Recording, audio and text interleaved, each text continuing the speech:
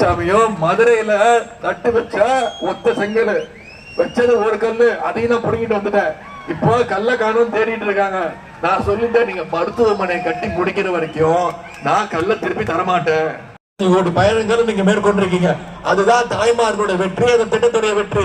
இந்த மாவட்டத்துல, தூத்துக்குடி மாவட்டத்துல மட்டும் இதுவரைக்கும் மகளிர் 6 ஆட்சி அமைச்சோன்னு உங்களுக்கு தெரியும். வந்தோடனே கையெழுத்து போட்டார். முதல் கையெழுத்து தேர்தல் வாக்குறுதி சொன்ன மாதிரி பெட்ரோல் விலை 3 ரூபாய் கம்மி பண்ணுவேன்னு 2021 தேர்தலில் வாக்குறுதி கொடுத்தார்.